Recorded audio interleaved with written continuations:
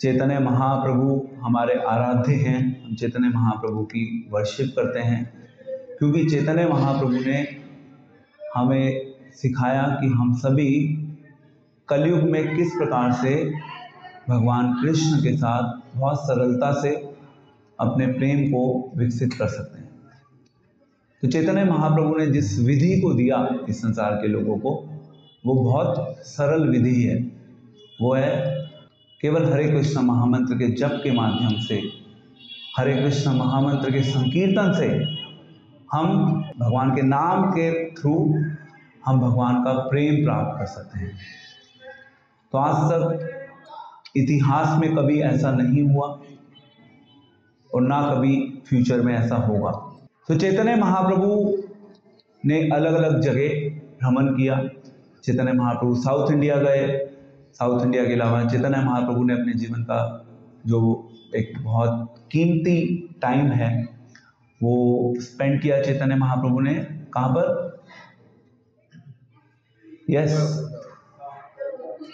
जगन्नाथपुरी। जगन्नाथपुरी में एंड इसके अलावा वृंदावन में। वृंदावन में चैतन्य महाप्रभु बहुत लिमिटेड ड्यूरेशन, कुछ शॉर्ट टाइम के लिए रहे थे। एंड वृंदावन में एक डिवोटी थे, उनके घर रहते थे।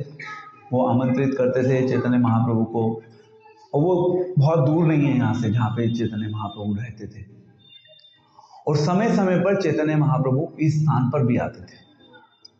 तो चैतन्य महाप्रभु ने स्वयं यहाँ पर रहकर हरिनाम संकीर्तन किया है, हरे कृष्णा महामंत्र का जप किया है। दूसरे शब्दों में कृष्ण के नाम को पुकारा है, कृष्ण को इनवाइट किया है। क्योंकि चैतन्य महाप्रभु स्वयं कौन सा भाव लेके आए थे? श्रीमती राधा रानी का भाव लेके आए थे। श्रीमती राधा रानी का भाव चैतन्य महाप्रभु लेके आए थे और उन्होंने कृष्ण को पुकारा था। कृष्ण को चैतन्य महाप्रभु ने पुकारा था। तो जब उन्होंने बार बार कृष्ण को पुकारा तो कृष्ण को पुकार के उनके अंदर वो सब कृष्ण का जो कलर है वो चैतन्य महाप्रभु में आ गया था। कृष्ण का कलर चैतन्य महाप्रभु में आ गया। अब इसका क्या इतिहास है? इसका इतिहास ये है कि चैतन्य महाप्रभु से पहले यहाँ पर भगवान कृष्ण आए थे। कृष्ण तो यहाँ पे रहते ही थे, और जब कृष्ण वृंदावन में रहते थे तो वृंदावन में रहते हुए कृष्ण अलग अलग लीलाएं करते थे। और हम सभी जानते हैं जब शरद पूर्णिमा का समय आता है तो शरद पूर्णिमा के समय कृष्ण रासलीला करते हैं। इसमें जो गोपियां हैं, श्रीमती राधा रानी हैं, वो सभी कृष्ण के साथ उस रास नृत्य में भाग लेती हैं। हम बोलते हैं यमुना तीर वनचारी। यमुना के किनारे पर अलग अलग वन थे। उन वनों में कृष्णा विहार करते थे, लीलाएं करते थे। कृष्णा अपने फ्रेंड्स के साथ खेलते थे। एंड कृष्णा की लाइफ ऐसे ही चलती थी। कभी वो खेल रहे हैं, कभी वो अपने फ्रेंड्स के साथ मजाक कर रहे हैं, कभी वो बहुत रहस्यमयी लीलाएं कर रहे हैं, कभी वो असुरों का वध कर रहे हैं। अभी हमने एक भजन गाया था तो इसमें एक वर्ड आया था असुर कुल नाशन। असुर के कुल को नाश करने वाले हैं Krishna. And yes we know, Kansa का वो मारा, पूतना का वध किया, त्रिनावत का उद्धार किया, शक्तासुर, अलग अलग दानवों को कृष्ण ने समय समय पर मारा। एंड वो सब लीलाएं वृंदावन के आसपास हुई हैं। अभी हम जाएंगे एक स्थान कालिया दमन, कालिया दह उसको बोलते हैं, ऑन द वे आएगा रास्ते में। तो भगवान कृष्ण ने कालिया का दमन किया था, यानी कि कालिया के अंदर जितना भी वो जहर था, जहर निकाल के उनको कृष्ण प्रेम दे दिया था। तो इस प्रकार से कृष्णा असुर कुल का नाश कर रहे थे, साथ साथ वो अपने भक्तों को आनंद भी प्रदान कर रहे थे।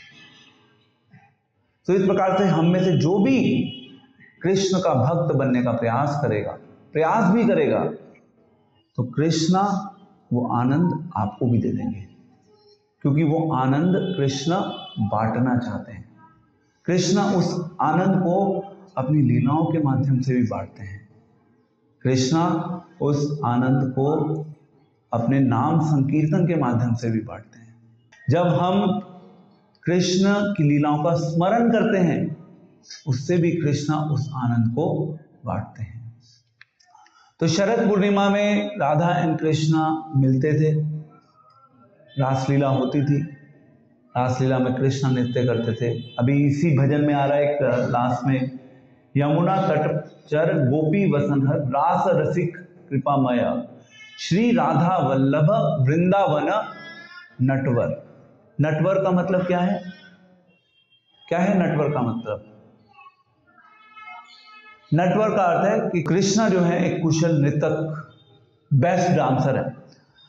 तो कृष्ण को जब नृत्य करने का मौका मिला तो कृष्ण कालिया के ऊपर डांस कर रहे थे, एक एक फन को नीचे झुकाते थे एंड नृत्य करते थे। कृष्ण को मौका चाहिए होता था डांस करने का, तो इसी प्रकार से गोपियों के साथ नृत्य करते थे कृष्ण। एंड शरद पूर्णिमा में स्पेशली रास डांस होता था। तो एक समय की बात थी, उस रास डांस से श्रीमती राधा रानी इमीडिएटली चली गई, राधा रानी गायब हो गई। अब जब राधा रानी गायब हो गई तो कृष्णा परेशान होना शुरू हुआ, क्योंकि कृष्णा राधा से मिलना चाहते हैं, बट अब राधा ही चली गई तो कृष्णा बहुत ज़्यादा दुखी होने लगे। उन्होंने श्रीमती राधा रानी का स्मरण करना शुरू किया।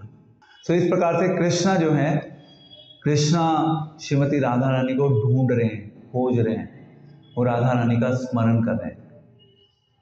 तो श्रीमती राधा रानी भगवान की अंतरंगा शक्ति है। एक तरीके से, एक दृष्टिकोण से राधा एंड कृष्ण में कोई अंतर नहीं है, बट फिर भी कृष्णा राधा को खोज रहे हैं।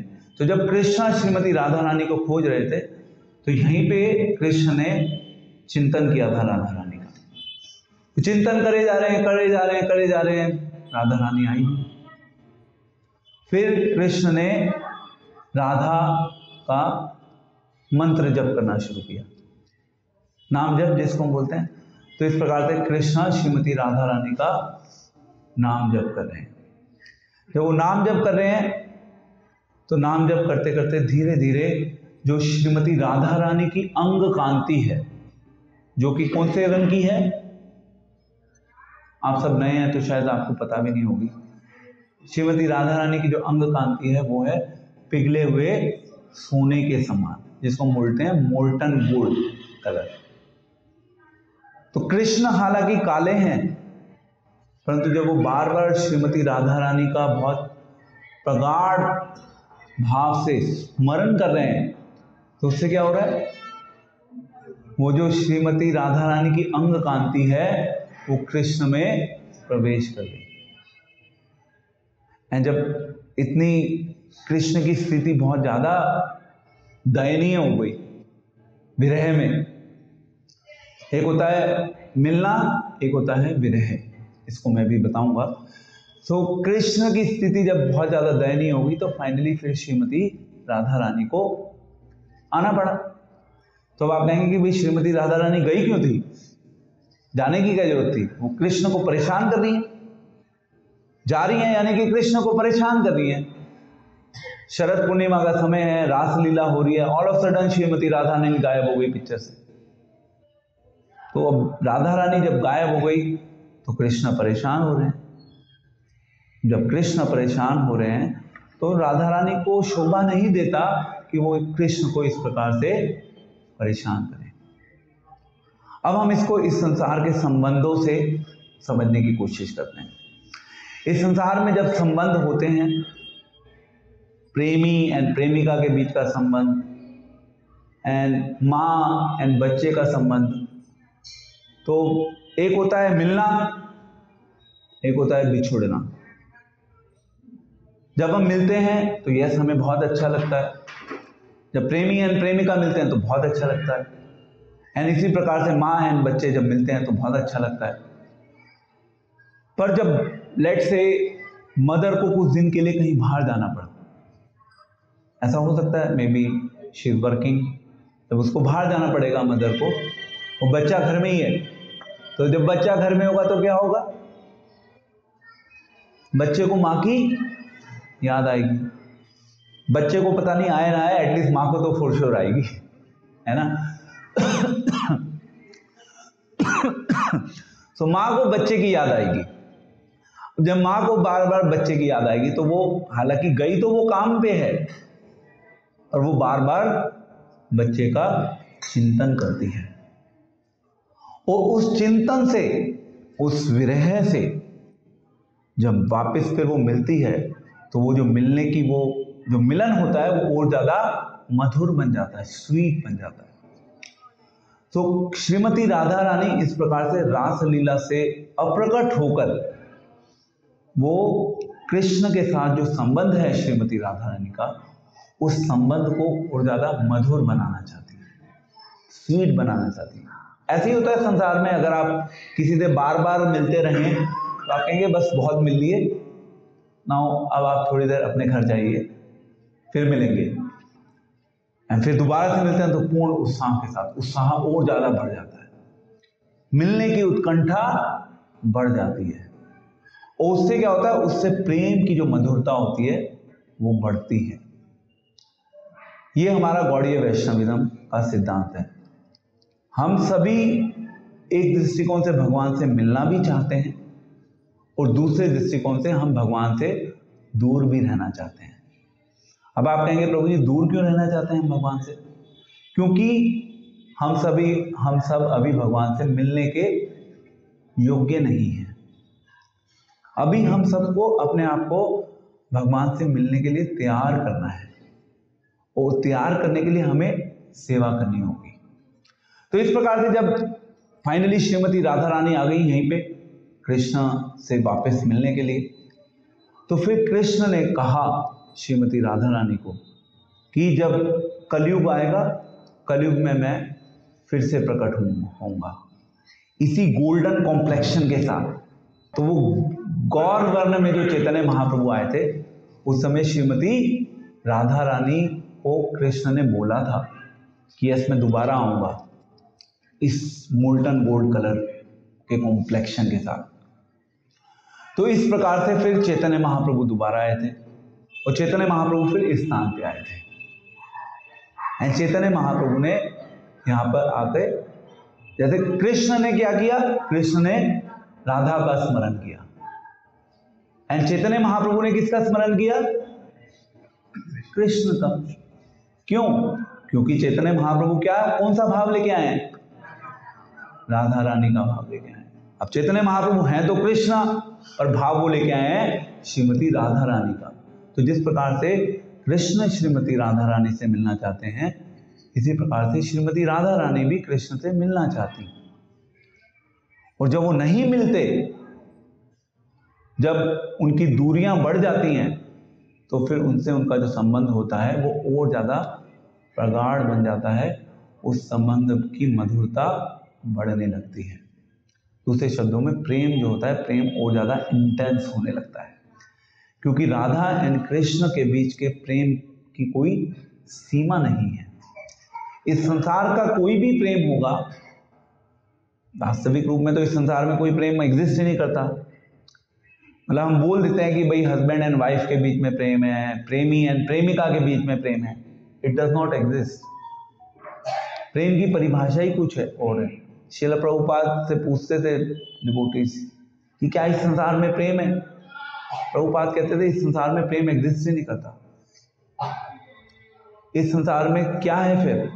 इस संसार में केवल उस प्रेम की परछाई है। हमारे साथ क्या होता है, हम उस प्रेम की परछाई को ही वास्तविकता मान लेते हैं। समझ रहे हैं आप?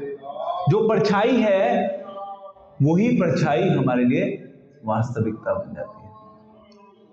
बट परछाई तो परछाई है। जब तक हमें अपने जीवन में वास्तविकता का अनुभव नहीं होगा, तब तक हम केवल उस परछाई से वास्तविकता का अंदाजा लगा सकते हैं। तो इस संसार के सो कॉल्ड प्रेम से हम वास्तविक प्रेम का केवल अंदाजा लगा सकते हैं।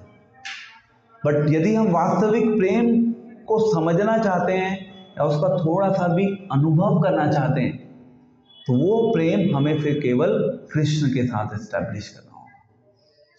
इसलिए यदि प्रेम ढूंढना है तो इस संसार में प्रेम ढूंढने में अपना समय व्यर्थ मत करिए।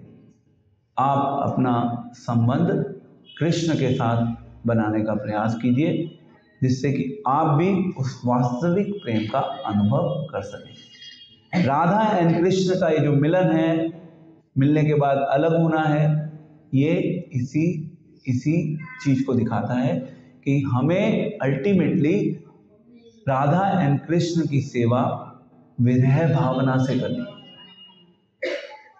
सेवा का आधार होगा, अगर हमें भगवान मिल जाएंगे तो हम भगवान को बहुत कैजुअल ले लेंगे, क्योंकि अभी हमारी योग्यता नहीं है ना।